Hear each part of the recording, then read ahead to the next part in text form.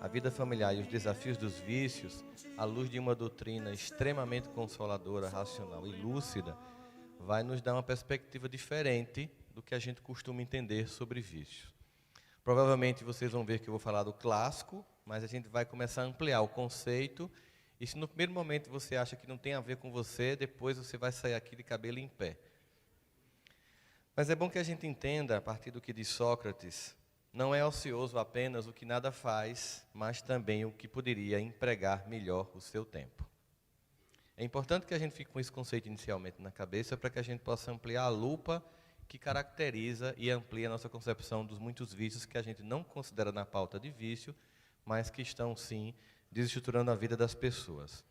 A grande questão é a seguinte, é se a mudança pessoal é uma coisa que pode ser feita com eficiência, rapidez e simplicidade. É uma pergunta que a gente poderia se fazer. O que é que vocês acham? É fácil mudar, sim ou não? Quem acha que sim, digite 0800, 2001. Quem acha que são esforços insignificantes a mudança? Quem acha que é insignificante ou é muito pesado? O que é que vocês acham? É pesado ou é insignificante as mudanças? Pesado, né? Pois é, Kardec ouviu uma resposta diferente. Na questão 909 do Livro dos Espíritos, Kardec faz uma pergunta bem significativa. E você vai perceber que ele usa uma caracterização da situação que a gente tem. Poderia sempre o homem, pelos seus esforços, vencer as más inclinações. Assim, quando você escuta essa pergunta de Kardec, você imagina que os espíritos vão dizer que sim. Mas o problema não é o sim, o problema é depois da vírgula do sim. Porque às vezes eles irritam a gente, né? Assim, sim, e frequentemente fazendo esforços muito insignificantes. Aí você para e faz, porque vocês não estão encarnados aqui. No primeiro momento, você tem uma sensação de que, poxa, acho que eles estão brincando comigo, não que isso fosse insignificante, que nada. E aí ele diz assim, o que lhes falta é vontade. Aí você pensa, bom, lembrando daquele curso de inglês que eu nunca terminei, daquela academia que eu paguei 6 meses e nunca mais fui, daquele regime que começa toda segunda-feira, daquele vício que eu prometo largar no início do ano de janeiro. Aí já começa a perceber que a falta de vontade é uma característica nossa. Há uma falta de vontade. Ele dizem mais o seguinte, o quão pouco os dentre vós fazem esforços.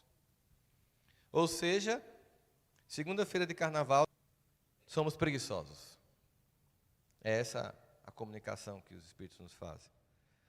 Nós queremos mudanças que acontecem terceirizadas. Nós queremos que algo, alguém, alguma coisa faça por nós. Nós pegamos uma revista de moda que está lá, aquela mulher diz assim, ou então aquele Men's Health, assim, perca a barriga em 3 semanas. Já tentaram isso? Você sabe que vende? Esses títulos são sempre os mesmos e vendem, porque a gente compra como se comprar já começa a diminuir a circunferência. É um sentimento da gente de que alguma coisa que não seja esforço pessoal, repetitivo, levaria à mudança. Mas vamos lá para ver se tem sentido isso aqui, se são insignificantes e se falta vontade. No livro No Mundo Maior, de André Luiz, psicografia de Chico Xavier, na página 195 da FEB, diz uma coisa muito interessante. Quando Calderaro, o mentor, conversando com André Luiz, se referindo aos irmãos que são acolhidos nas câmaras de retificação com vícios e dependências de todas as ordens, diz o seguinte, quanto a estes infortunados, que fazer se não recomendá-los ao divino poder?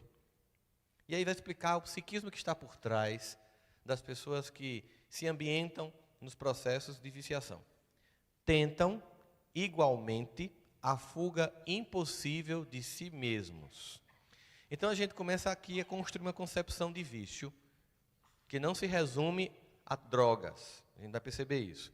A tentativa impossível de fuga pessoal, desse encontro com a nossa própria interioridade. A mente deles também está apegada aos instintos primitivos e frágeis e hesitantes receiam a responsabilidade do trabalho de regeneração. O trabalho de regeneração que as pessoas nos dizem, o planeta Terra irá se transformar num mundo de regeneração. Vamos cantar Aurora, Tim Vanessa. A gente chora cantando Tim Aurora. Pronto, a gente já se vê lá. Quando termina a música, percebe que ainda está aqui. Bem-vinda a Aurora. Mas por quê? Porque esta regeneração do planeta, ela não acontece como se fosse uma força alheia à nossa própria vontade e participação. Existe uma responsabilidade pessoal no trabalho de regenerar a própria existência, o trabalho individual de cada um de nós de regeneração da nossa própria alma, através do Evangelho vivo de Jesus. Vai criando uma construção nova, uma nova criatura que rompe a tentativa de repetição instintiva, para que a gente tenha responsabilidade. Responsabilidade é lançar um olhar de lucidez e dizer, esse problema é meu e eu tenho que resolver. E tenho que fazer um esforço. E é um esforço mínimo. A gente começa a entender, e qual é a característica de quem não assume essa responsabilidade? Confúcio, na China, diz o seguinte, que o homem superior atribui culpa a si mesmo e o homem inferior atribui culpa aos outros. Toda vez que você estiver num lamento pessoal, dizendo que o seu problema tem a ver com outras pessoas, você está infantil. Sempre. Toda vez que você estiver conversando no atendimento fraterno, no WhatsApp da família, no seu terapeuta, e dizendo, eu sou assim por causa do meu marido, eu sou assim por causa do meu pai, eu não trabalho melhor no centro espírita por causa de fulano. Você está atribuindo culpa aos outros para não assumir responsabilidade e trabalhar a sua própria regeneração. É um diagnóstico simples, porque quando a gente pensa nisso, a gente pensa em Santo Agostinho. De noite fazer aquela lista sobre o dia que passou, é porque a gente pensa assim, é insignificante? Como é insignificante? É insignificante que eles estão dizendo o seguinte, se for diário, é esforço mínimo diário, que se soma. O problema é que a gente passa o Natal todinho comendo e no 1º de janeiro quer perder tudo. Não é assim que funciona na mente da gente? Nós queremos rapidez de soluções que exigem tempo. Porque essas soluções é em busca de resolver problemas que foram plantados bem devagar. Lembra que uma vez eu falei para vocês assim, que de vez em quando chegava alguém para mim no consultório querendo divorciar, e eu perguntava, por que você quer divorciar? Não, era um casamento feliz, e de repente desandou. Eu disse, não existe de repente. Para acabar um casamento tem que ter disciplina. A pessoa olhou para mim, disciplina disciplina. Eu quase disse, mentalmente, disciplina, disciplina e disciplina. Como disciplina é? Para acabar um casamento, tem que ter foco. Tem que ter objetivo. Você planeja isso. Como? Disciplina, foco. Você planeja todo dia olhar com amargura para a pessoa. Você planeja todo dia dar um sorrisozinho irônico para a pessoa. Você planeja todo dia fazer uma piada de mau gosto sobre a pessoa. Você todo dia fala dela, na frente dela, como se ela não existisse para um parente que chega. Porque tem gente aqui em casa, comadre, tu sabe, né? Você planeja no seu evangelho, abrir uma mensagem e fazer, isso é a cara de alguém. E acaba com o teu evangelho. Porque não é a sua cara, é a cara do outro. Você faz isso dias, meses, anos. Aí, de repente, o casamento acaba. Foi de repente? Não foi de repente. Então, para recuperar, vai ser de repente? Não vai ser de repente. Vai ser diariamente, com esforços insignificantes. É a nossa pressa de plantar abacaxi e querer colher depois uva, que faz isso acontecer. Bom, quando a gente pensa nesse sentido aqui, de receia uma responsabilidade do trabalho de regeneração, ou seja, uma concepção que está em André Luiz, mas que está também na codificação, a gente vai lá para a obra de Freud e ele vai dizer o seguinte, que muitas vezes o vício é uma prisão voluntária, porque a maioria das pessoas não quer realmente a liberdade, porque a liberdade envolve responsabilidade e a maioria das pessoas não quer responsabilidade. E aí você junta a essa ideia, uma geração de pais que não dão aos filhos responsabilidades, você tem esse caos instalado, que é a sociedade que educou filhos com uma incompetência incomum. São pais que tiveram pais que tinham 14, 7, 20 filhos. Mães e pais que educaram 5, 6, 7, 20, 25 crianças. Você tem uma e não dá conta. Aí você pergunta, o que aconteceu? Não quer fazer o esforço diário e insignificante de educar todo dia um filho. É muito mais confortável viciá-lo em jogos eletrônicos, séries de TV e smartphone. Mas a gente vai chegar lá. Ok. A grande questão das dependências é que elas nos dão algo não merecido. Seja a euforia ou seja o relaxamento. O pessoal que está aqui no congresso, Paulo, está trabalhando pra caramba. Começa o congresso, mais ou menos, Paulo. Paulo está dizendo para você, gente, vamos trabalhar mais. O Paulo disse que a avaliação está média. Claro que ele está brincando. As pessoas estão aqui antes, planejaram desde o ano passado, montaram os cenários, toda essa estrutura. Quando a gente terminar, né, amanhã, vocês terminarem, cantam, saem para casa, muitos vão pegar voo, vão pegar carro, o pessoal do evento continua desmontando tudo. Eu digo porque eu já participei dos meus eventos na minha cidade, é assim, você fica puxando cadeira, devolvendo o ambiente que você pegou, do jeito que você pegou, tem que tirar esses plásticos daqui, tem que tirar o cenário todinho. Eles vão chegar na quarta-feira de cinza, em casa, exaustos, clamando por um Dorflex. Mas eles vão estar em paz. Um sentimento de dever cumprido profundo vai fazer com que o cérebro crie uma onda de produção de excitocina, endorfina e relaxamento. Porque eles fizeram o que tinha que ser feito. É a mesma coisa quando a gente passa uma semana inteira cumprindo aquela agendinha e riscando. Fiz isso, fiz isso, fiz isso, fiz isso. Chega no final de semana e você está assim, ai que bom, fiz tudo. Aí você sente o relaxamento. Tem gente que prefere fumar uma maconha para sentir isso. Como esse relaxamento não foi provocado por uma recompensa justa de um trabalho, de um esforço, ela foi quimicamente induzida a uma conta a ser paga. Apesar de todo o papo da galera que diz, não, velho, isso é um papo careta. Muita gente inteligente fuma, velho. Povo da academia, povo dos artistas. E fala assim, e já não percebe que está lento o raciocínio. Aí você vai para os estudos que mostram quantos quadros de esclerose são desencadeados através do uso da maconha. Vários. Pessoas que são borderlines ou fronteiriças psicologicamente e que têm transtornos que desreconhecem e que numa única vez do uso de uma droga surtam e não voltam. Inúmeros casos. Aí é o contrário, não, mas eu quero sentir eufórico.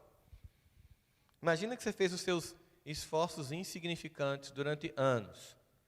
Você fez um curso, qualquer que seja ele, depois você resolveu fazer um concurso, você comprou apostilas, fez cursos, primeiro concurso você faz, 50 mil inscritos, você está lá, resultado, você ficou 15 mil vagas atrás da pessoa que está no primeiro lugar. Aí você respira e, movimento infantil, desiste. 2, responsabilidade pessoal e regeneração pessoal, insiste. Continua num trabalho contínuo de estudar, dormir tarde, não vai para a festa, evita qualquer coisa, evita distrações. 3 anos depois, você passa no concurso. Você fica eufórico. Você fica pulando quando sai o resultado. Você chega em casa pulando. É o que as pessoas querem com cocaína. Só que como não foi fruto de um esforço natural do cérebro que recompensou você, ela vai cobrar a conta. No início, aquela excitação química vai virar uma dependência e você vai usar não mais para se sentir bem, mas para ultrapassar o mal-estar que a ausência dela provoca. É um efeito que vai criando em você dependências. Então tudo tem um alto preço. Mas aí tudo bem, né? Eu sei que a maior parte aqui está tranquila porque, isso não tem nada a ver comigo. Mas agora, preparem-se. Bem-aventurados os que não usam redes sociais. Hoje, nós vivemos uma epidemia mundial de vícios em smartphones. Em média, e o Brasil é o maior caso do mundo, em média, passando 9 horas. Você sabe o que é você chegar lá do outro lado, depois de equívocos sucessivos, vidas após vidas, mesmo já tendo conhecido o Evangelho de Jesus, machucado pessoas, traído confiança, e de repente você chega lá e diz, pelo amor de Deus, misericórdia, Senhor, me permite voltar ao cenário do planeta para desfazer o mal que eu fiz. E aí você pega a sua existência e passa horas de sua encarnação diariamente, através de muita disciplina, todo dia com a disciplina de curtir cada foto, cada comentário, mandar cada vídeo engraçado do WhatsApp para os seus grupos familiares, aqueles grupos fechados que você abrir e vai para o umbral direto, sem apelação de segunda instância. Tem tribunal que consiga lhe resolver a vida. Você fica numa virtualização da existência versus o empobrecimento real. É o novo vício da humanidade. Eu estava em Ilhéus, segunda passada, num hotel, de frente para o mar, tinha uma piscina e ia fazer uma palestra na escola. Cheguei de madrugada, acordei feito um zumbi, fui tomar café. Aí, tinha uma moça que entrou na piscina com um celular. Eu disse, ela vai derrubar o celular. Ela entrou com o celular assim. Aí começou um processo de selfie. Ela passou 25 minutos, que eu contei de relógio, para escolher o melhor ângulo, com o sol rebatendo na pele de uma forma muito, deixando dourada. Eu imaginei lá toda a composição da cena. Depois de muito, ela fotografou. E saiu. Ela não tomou banho de piscina.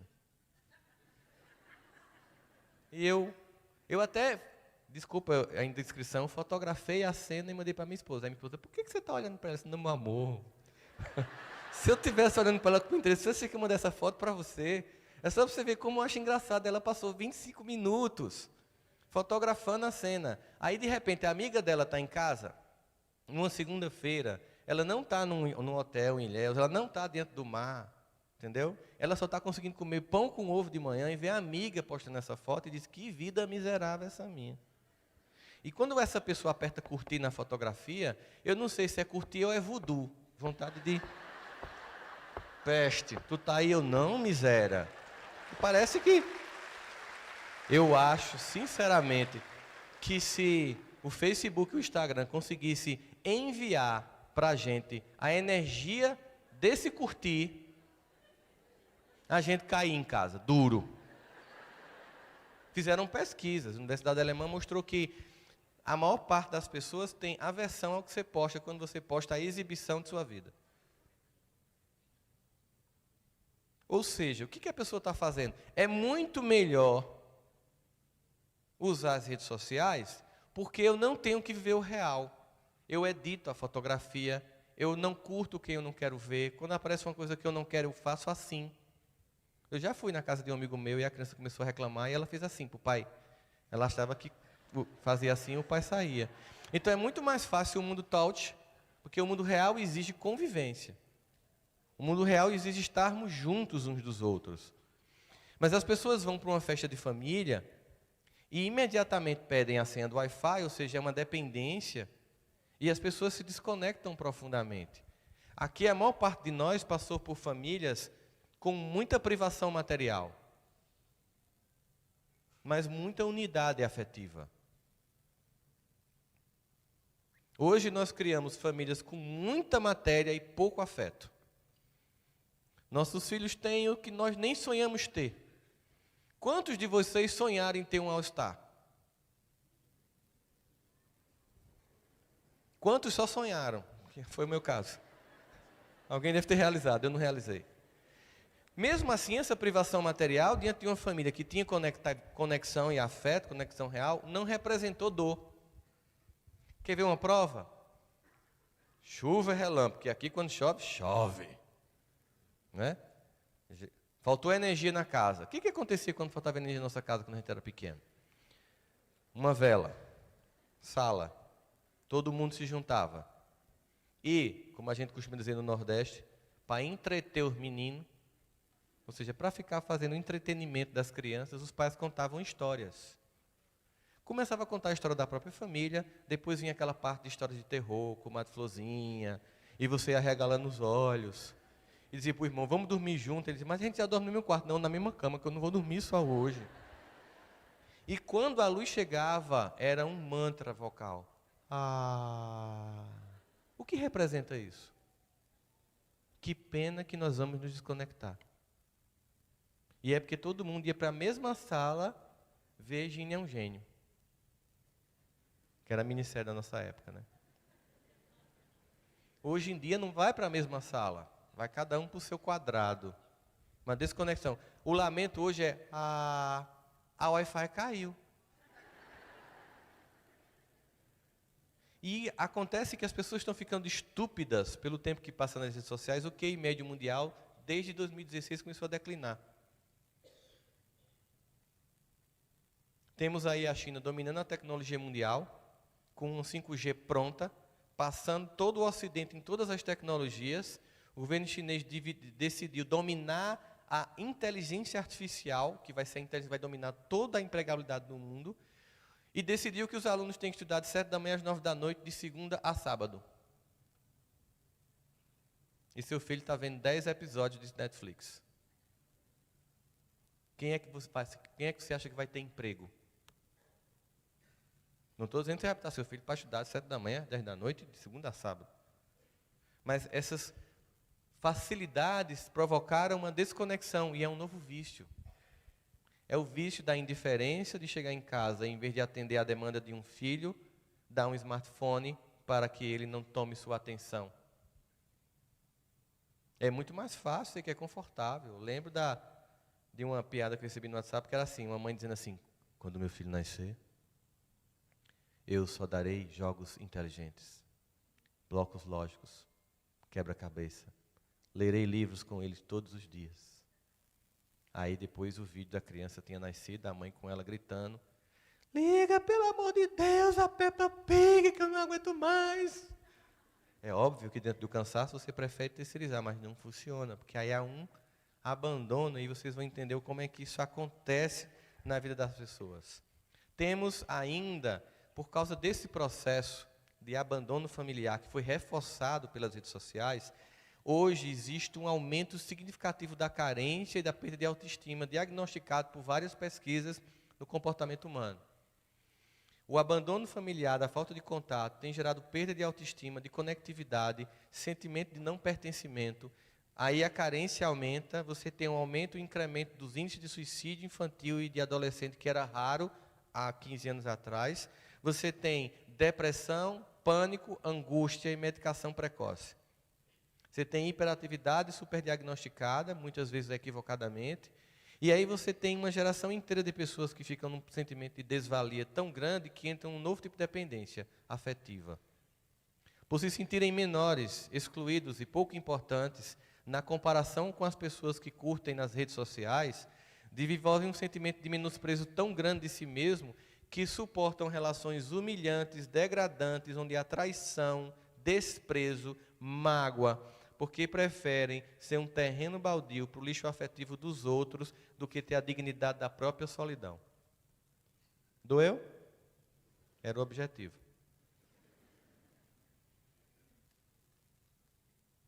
Não consegue entender que aquele que não consegue se amar, não consegue convencer ninguém que você merece ser amado.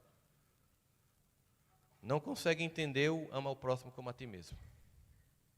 Do código divino, das duas leis que regem o universo. A Deus sobre todas as coisas, ao próximo como a ti mesmo. Nesse processo todo, a grande pergunta é, os vícios são, de uma certa forma, impossíveis de serem vencidos, se eu não tiver feito esses esforços mínimos e finalmente tiver entrado? A grande questão é que as pesquisas primeiras que foram feitas sobre dependências químicas foram feitas de forma equivocada, foram feitas assim. Colocava-se um rato numa gaiola, sozinho, com água e água com cocaína. 2 depósitos que ele tinha que escolher. De repente, os ratos experimentavam água com cocaína e não conseguiam mais beber água normal. Essa pesquisa foi replicada em vários laboratórios e os pesquisadores concluíram que uma vez que você usou, nunca mais você sai. Era como se fosse irreversível a dependência. Aí um pesquisador do Canadá, da Universidade Simon Fraser, Bruce Alexander, fez o seguinte, ele olhou e disse assim, caramba, se eu fosse um rato preso numa gaiola sem ninguém, com água e cocaína, até eu cheirava cocaína. Eu vou fazer essa pesquisa e vou tirar alguns vieses de equívoco que eu considero na metodologia que ela foi feita. Ele pegou um espaço de mais ou menos 4 metros quadrados, cercou e criou um chamado Parque dos Ratos.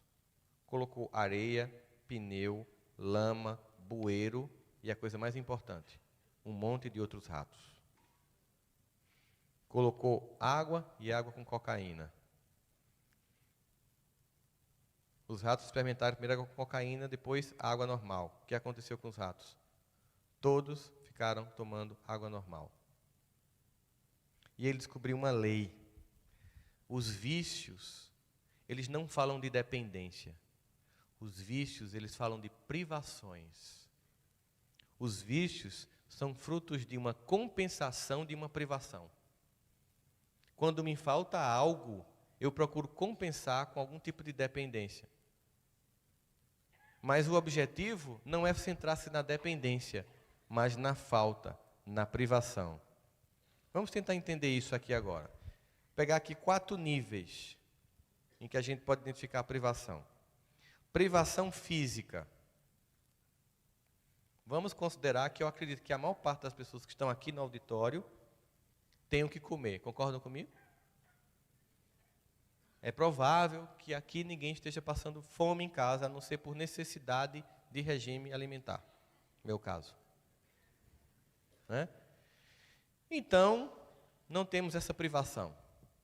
Muitos irmãos nossos já têm essa privação de começo. Muitos irmãos nossos não têm o que comer hoje.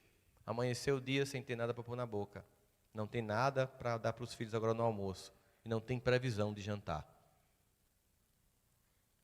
Muitos de nós, com certeza, já devem ter feito algum esforço e devem se sentir, de algum modo, importante no grupo social. Às vezes no colégio, na universidade, no trabalho, na instituição espírita que você faz parte. Nós já temos um certo sentimento de pertencimento familiar e de status social.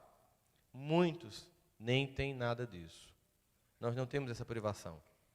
Muitos de nós devem ter alguém com as imperfeições comuns de um relacionamento que ama. Muitos nem têm isso. E nós que estamos aqui num carnaval, escolhendo um outro bloco, o bloco do cristianismo redivivo, nós certamente temos uma busca espiritual. Muitos nem isso têm.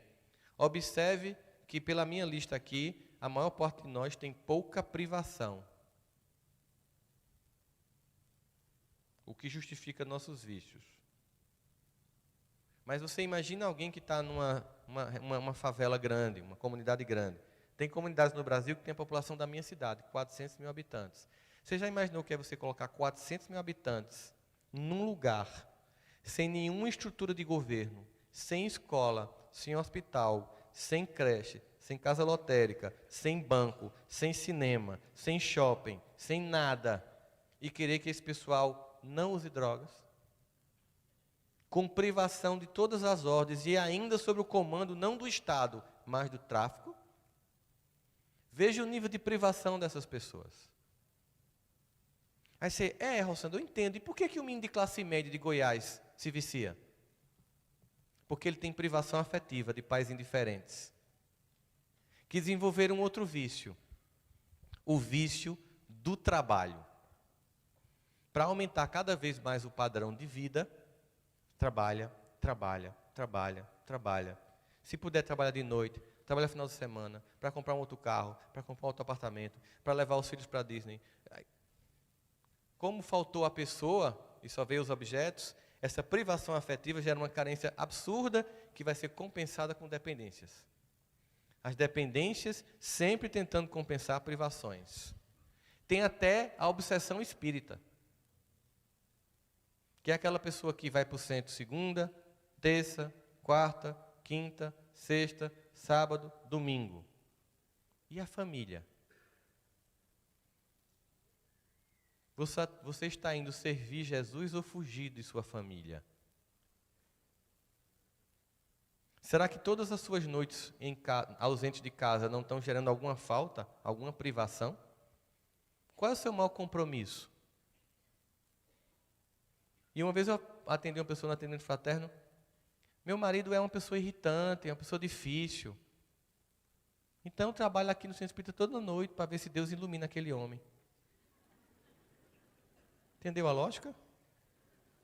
Na verdade, ela estava deixando abacaxi para os filhos. E quem escolheu aquele cara para casar foi quem? E qual é o compromisso afetivo? É de você viver a relação e suportar a relação e desenvolver a relação e não fugir da relação e botar a culpa em Jesus. Fica faltando, vai depois a filha foi lá, que nem espírita era. Eu não venho aqui não, porque aqui é onde minha mãe foge dos problemas dela. Ela deu o diagnóstico imediatamente. E fico eu lá em casa suportando o marido que tem que ser dela, porque eu tenho que fazer a minha história. Eu fico lá atendendo as demandas de uma esposa que quem teria que atender era ela. E isso está me cansando. Era fuga. A desculpa? Trabalhador espírita. Nós podemos criar várias formas de vício sem saber disso. As articulações que são feitas são muito, muito, muito interessantes. E aí a gente começa a perceber uma coisa aqui, né? Que a maior parte das dependências, no fundo, elas podem ser abandonadas quando a privação acaba. Vocês sabem que isso é difícil porque a maior parte das pessoas que procuram médicos, psiquiatras e psicólogos são as pessoas que não conseguiram sair da dependência. Então há uma subnotificação das pessoas que conseguiram. Aí fizeram uma pesquisa durante a guerra do Vietnã. E você imagina, você pega um adolescente americano de 18 anos, tira da casa dele, do colégio, do futebol, do basquete, pega ele, bota no avião, atravessa todo o Oceano Atlântico, toda a África, o Oriente Médio e joga lá na ponta, na Ásia. Num país completamente diferente. Ele chega lá, não tem mãe, não tem pai, não tem colégio, não tem basquete, não tem futebol americano. Isso é a privação total, não é? E ainda coloca uma guerra em que ele tem que matar pessoas. Ele estava estudando literatura e Shakespeare, no outro dia ele está lá matando gente. Profunda privação. O que aconteceu com 90% deles? Vício, cocaína e maconha. Terminou a guerra, os que sobreviveram voltam. Acabam-se as privações. Apesar de muitos voltarem com síndrome de estresse pós-traumático da guerra, eles voltaram para casa, para o colégio, para o basquete, para a família, para o café da manhã. 90% deles deixaram de usar drogas. Porque a privação cessou. Sem ajuda médica.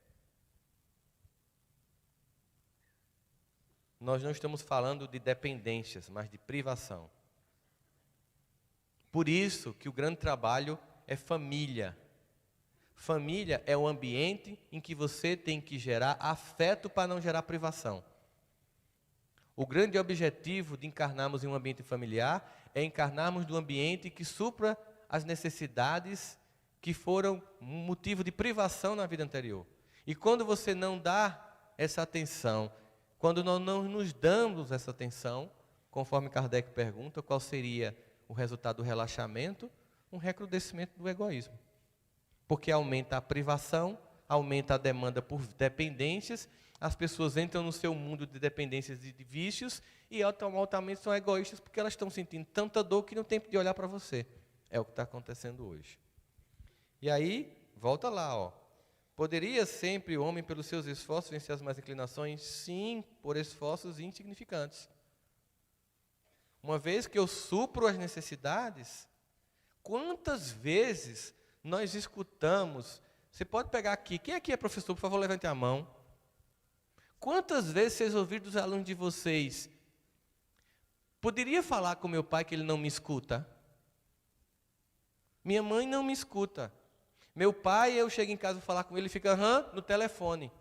Ou fica me ouvindo olhando o jornal. Isso é privação de afeto. A cobrança que eles fazem para vocês é por um novo tênis e um novo telefone. Na escola, para o terapeuta e para o médico, é por atenção. É o sentimento de privação, é um abandono familiar. Imagine você chegar em casa agora e apenas isso, dedicar 10% do tempo do seu celular ao seu filho. sua casa mudará por esforços insignificantes. Deixe de abandonar sua esposa e seu esposo na cama, olhando o celular. Dê 10% do tempo que você dá antes de dormir ao celular a quem está do teu lado construindo uma família. E sua vida afetiva mudará por esforços insignificantes. E aqui, para reforçar a ideia de que é privação e independência, mais uma vez antecipando as tendências das pesquisas científicas, Kardec pergunta na questão 641, o desejo do mal é tão repreensível quanto o mal? Depende. Há virtude em resistir voluntariamente ao mal que se deseja praticar, especialmente quando se tem possibilidade de fazer esse desejo. Mas se foi apenas por falta de ocasião, a culpa. Aí vamos imaginar aqui o discurso, não, é porque os espíritos são muito radicais. Uma vezinha ou outra, qual o problema? É bem assim. Temos um monte de existências anteriores, uma sucessão de equívocos, que gerou, como André Luiz vai descrever em sua obra, uma lama psíquica, que Chico dizia, nossa vida psíquica é como uma piscina cheia de lama, se você mexer na água, turva de repente. Vocês viram isso ano passado? O ano passado, as pessoas se degladiaram pela política, na família, nos centros espíritas, nos grupos familiares, em todo canto, porque a lama psíquica foi mexida e os conflitos vieram à tona. Pessoas que a gente sabe que conheceu o Evangelho, estavam com discursos de ódio. Aí você pensa, ó, nossas experiências anteriores voltando à tona, basta você mexer na estrutura mínima do psiquismo que ainda está sendo montado, que a coisa vem à tona.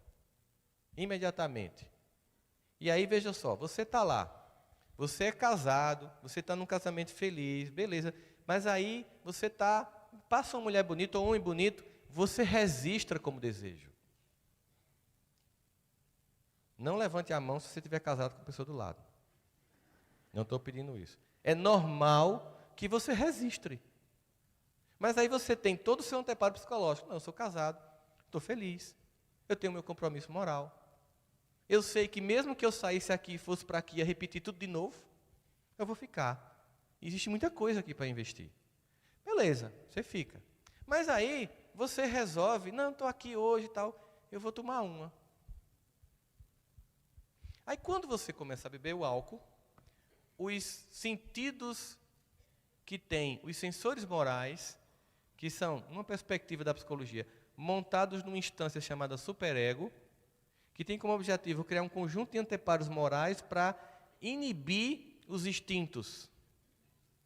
Aí você está lá, você está resistindo. Não, mas eu sou casado. Blá, blá, blá. Aí de repente você bebe. Aí há um anestesiamento dos sensores morais.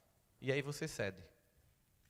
O combate a todas as coisas que é feita não é uma coisa cega, do tipo, você vai para um umbral. Não. Quando a gente diz para um jovem, não vá para o carnaval, a gente tem duas possibilidades. Ou ficar com um discurso infantil, não vá, meu filho, porque senão você vai para um umbral. É mentira. Quando a pessoa vai, ela já está no umbral. É diferente. E a gente já foi, sabe como é. Euforia vazia, descompromisso moral, visão dantesca de certas coisas, e ainda a mentira, que é atrás do trio elétrico só não vai quem já morreu. Quem já morreu é quem mais vai. A pessoa que é médio vidente, se olhar na multidão em cima, tem um susto, e descobre de onde se inspiram aquelas máscaras. Na visão animalizada dos espíritos que fizeram idioplastia do seu próprio perispírito para estar no meio da multidão em processos vampirescos. Mas aí o que é que você faz? Esse discurso? Não, isso aqui é uma análise que a gente sabe que é verdade. O que a gente faz com o jovem espírita que a gente não quer que vá para o carnaval? Simplesmente diz não vai ou cria uma alternativa melhor? Vem para Goiás, faz uma arena cheia de atividades em que eles não vão sentir falta do que tem lá pelo que tem aqui. Eu não faço privação. Eu dou mais do que aquilo que está sendo oferecido lá fora. É assim que você faz. E aí você cria resistência moral. Porque aqui ele está aprendendo conceitos, vivências, experiências, conhecendo jovens de outras famílias espíritas. Ah, mas sabe que tem um filho meu que não vem? Sempre tem. Você é a ovelha negra da família. Sempre tem. É o nosso desafio. Aí vai julgar quando chegar em casa, ó, meu filho, seu irmão foi para o FEG, você não foi. Sei não, só Jesus. Não é acolhimento. É assim, o que é que eu não estou dando na minha casa?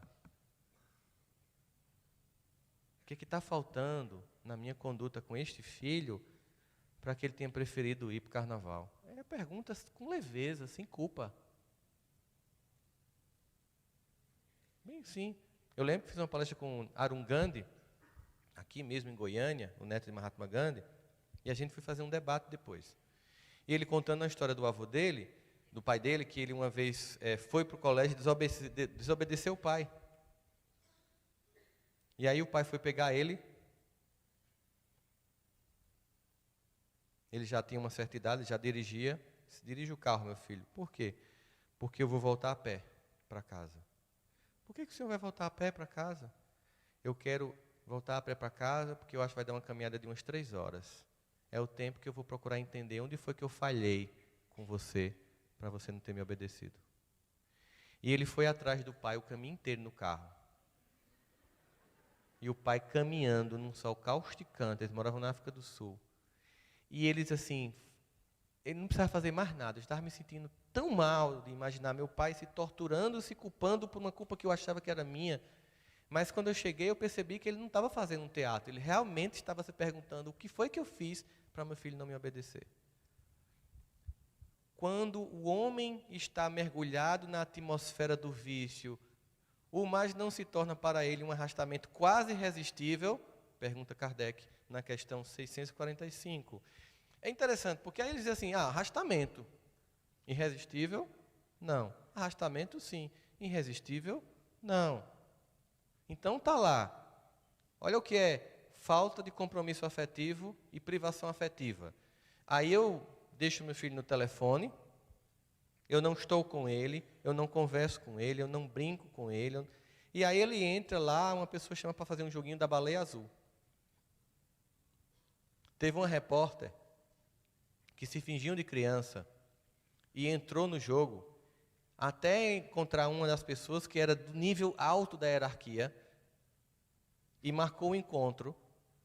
E era uma pessoa que já tinha feito mais de 25 jovens se matar. Ele disse que tinha prazer mórbido nisso. Se apaixonou por ela. Ela era uma jornalista muito bonita. E ela lançou um livro mostrando como é que acontece todo o processo. E o livro é um assustador diagnóstico da ausência dos pais na vida dos filhos. E a gente vem. Renato Russo faz uma poesia que não foi feita na época em que havia redes sociais, WhatsApp, nem esse vício atual de internet. E como um poeta é capaz de descrever em uma poesia de uma única música, a música Há Tempos, todo um diagnóstico do que acontece hoje em dia. Parece cocaína, mas é só tristeza. Qualquer pessoa sabe que após a exacerbação que provoca o vício, imediatamente vem um rebote de tristeza. Tem gente que tem tristeza depois que toma Dorflex. Sente um sentimento de alegria, porque dá uma relaxada, depois entristece. O diagnóstico de que, por exemplo, você vai para uma festa como carnaval, parece cocaína. Quantas vezes, quando a gente foi, na quarta-feira de cinza, estava deprimido? Vocês lembram disso quando foram? Não mintam, não. Aquela coisa, de repente, o que foi que eu construí nesses 3 dias? Sentimento de vazio. Ele vai dizer assim, nesse processo de desconexão das pessoas, em que parece cocaína, mas é só tristeza, muitos temores nascem do cansaço e da solidão. Muitos temores. Cansaço de pais que trabalham sem parar na crença de que o que os filhos mais precisam é padrão de vida. E a solidão desses filhos que têm muita coisa, mas não têm os pais. E nos dois, há cansaço nos pais, a solidão nos filhos e há temor na família e desconectividade. E a partir desse processo de descompasso, provocado pelo cansaço, a solidão, ele vai dizer, então um descompasso, um desperdício. E aí ele faz um diagnóstico cruel dos pais de hoje em dia. Hoje eles são herdeiros, são agora da virtude que perdemos. No momento em que você não educa moralmente o seu filho, que você não evangeliza a alma dele, que você não traz para a evangelização infantil, que você não desenvolve as habilidades emocionais, na crença que basta trabalhar muito para pagar uma escola bilíngue, mandar ele fazer um intercâmbio, e ele acabar um namoro e entrar no processo depressivo, porque não desenvolveu a habilidade de suportar a vida como ela é. Quando você imagina a quantidade de jovens que têm um nível de arrogância incrível, tem até um livro agora chamado A Geração Eu Me Acho. Uma vez uma pessoa perguntou para mim, Rossandro, quando é que esses meninos vão sentir, esses pais vão sentir o preço dessa educação dos filhos? Quando eles casarem. É quando você sente profundamente isso. Por quê? Porque você pega João mimado casando com Maria que se acha. Meu amigo, pense. Herdeiros são agora da virtude que perdemos. Sabe como é que se descreve hoje psicologicamente essa geração? Uma geração construída mais pelo que não teve do que pelo que teve. É uma geração que os pais não estão conseguindo dar para eles moralmente o que receberam dos próprios pais. O que mostra uma profunda incompetência.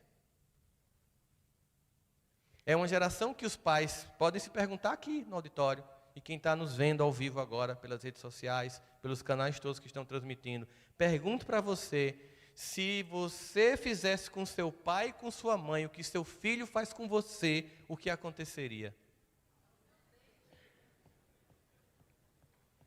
Segunda pergunta, você odeia seu pai e sua mãe por isso? Não. E o que você acha que vai acontecer? Eu estava com um amigo meu, no shopping, chegou o filho dele, ele disse, bora filho, vou indo agora, vamos lá visitar vovô. Deus me livre, aquele velho gagá. Mas é seu avô, ele está doente, ele está prestes a morrer. Vou não, pai. Sim, me dê R$50 que eu vou comprar um sanduíche. Aí ele tirou e deu. Aí vocês sabem, né? Perto de um psicólogo que fala sobre educação de filhos. Eu fiz, não, velho, não acredito que tu fez isso não. Tu é muito incompetente, meu irmão. Tu viu o que tu acabou de fazer? O que foi? Você estava mendigando para o seu filho visitar o homem que te criou. Você acabou de desonrar o seu pai. Um homem que se sacrificou. Um homem que eu sei que deixou de estudar para trabalhar, para que você fizesse um curso e se tornasse um profissional brilhante. E esse homem que fez esse sacrifício, você está mendigando o seu filho para visitar. Você tem noção do que vai acontecer com você quando tiver a idade dele? E você ainda deu dinheiro para ele comprar o sanduíche. Herdeiros das virtudes que perdemos. Aí é uma geração que se sente vitimizada. Eles assim, olha, tua tristeza é tão exata, dá para diagnosticar ela. Você fica tão preso no computador, no telefone, no seu mundo de jogos em rede, que você não vê. E hoje o dia é tão bonito. Tua tristeza é tão exata. E hoje o dia é tão bonito. Aí ele diz uma coisa que dói ainda mais. Mas nós já estamos acostumados a não termos mais nem isso. Nem isso. E continua. Os sonhos vêm, os sonhos vão, e o resto é a vida como ela é, imperfeita. Mas os pais querem que tudo seja funcional. E aí, quando a gente pensa nos muitos jovens que realmente chegam para a gente e dizem assim, meus pais não me escutam, ele diz assim, dissestes que se a tua voz tivesse força igual à imensa dor que sentes, o teu grito acordaria não só a tua casa, mas a vizinhança inteira. Esses jovens precisam ser ouvidos. Rossandro, mas eu tenho uma criança índigo em casa. A pessoa respira e faz, Jesus, O que quer dizer isso? Que é tipo Nescau prontinho, que bateu, está pronto? E que você não tem que educar? Que você não tem que evangelizar? Suponhamos que seja. Por que você acha que Jesus nasceu numa família? Por que ele passou na infância?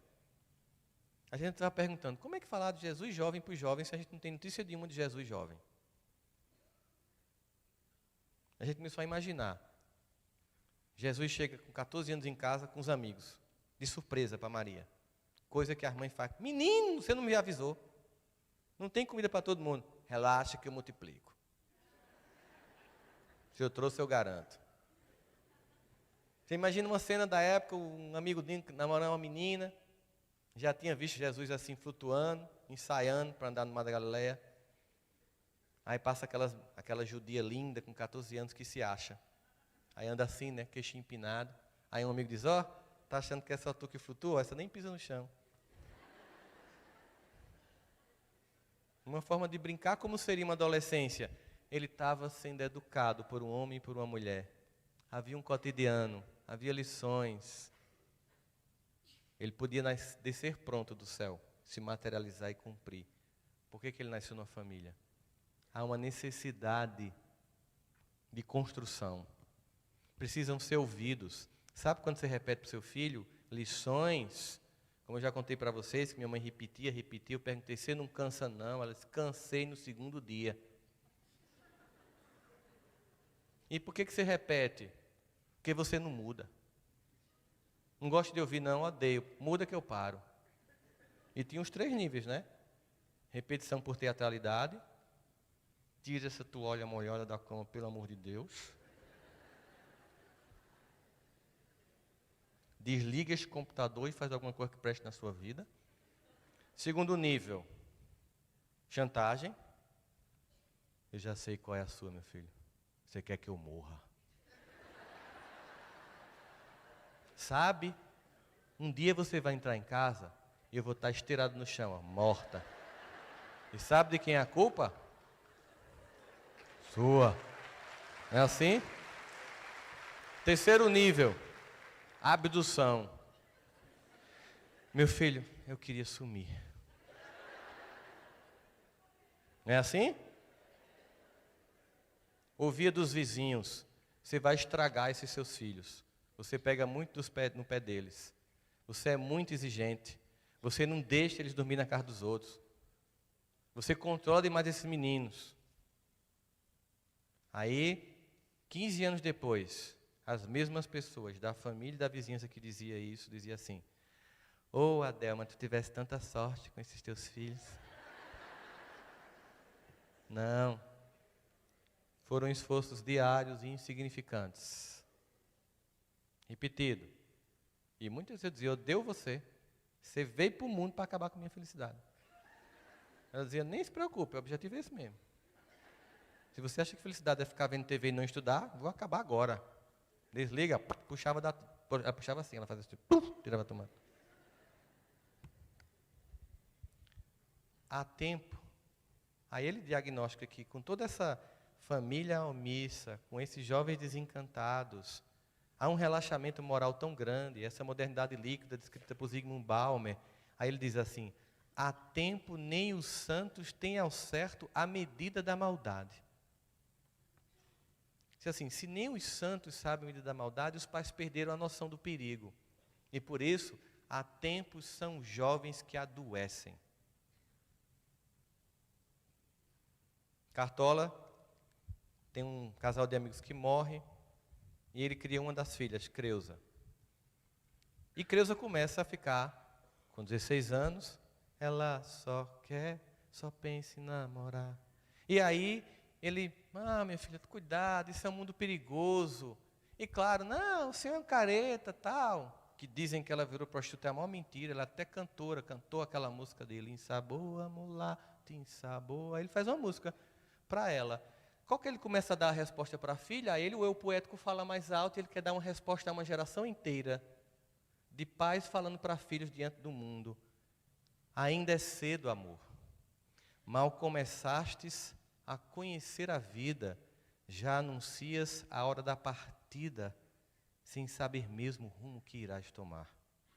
Presta atenção, querida. Embora eu saiba que estás resolvida, em cada esquina cai um pouco a tua vida e em pouco tempo não serás mais o que és. Ouça-me bem, amor.